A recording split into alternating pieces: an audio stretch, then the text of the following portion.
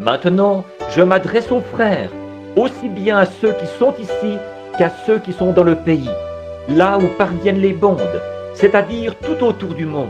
Ces messages ne visent aucun individu en particulier, et nous ne voudrions pas que les gens s'imaginent que nous sommes une espèce de clan ou une bande fanatique, que nous nous sommes rassemblés pour nous séparer des autres en semblant ne pas avoir la foi, ou pour nous séparer des autres en nous opposant à qui que ce soit, ou en nous opposant à Dieu, ou en nous opposant à l'Église. Nous sommes pour l'Église, mais nous essayons seulement de montrer par le Saint-Esprit et avec son aide la raison de cette ségrégation que nous connaissons aujourd'hui. Nous ne croyons pas à ça. Nous croyons que toutes les églises devraient être en communion les unes avec les autres et non séparées les unes des autres. Les méthodistes dans leur groupe, les baptistes dans leur groupe et les unitaires, les trinitaires et quoi encore, toutes séparées. Nous croyons qu'elles devraient être ensemble, formant un seul grand groupe uni,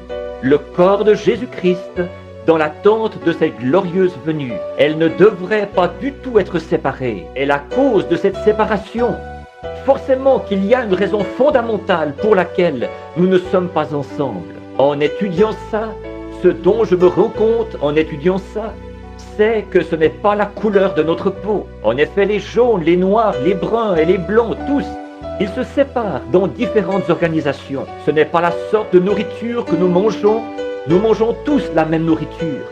Nous portons le même genre de vêtements et tout. Mais je vois que la raison fondamentale, c'est que l'homme s'est écarté du sentier battu de l'enseignement de l'Évangile. Chaque homme, il doit y avoir un moyen de montrer de façon très nette ce qui est vrai et ce qui est faux. Et le seul moyen d'y arriver, c'est de ne mettre aucune interprétation à la parole. Lisez-la telle qu'elle, tout simplement, et croyez-la telle qu'elle.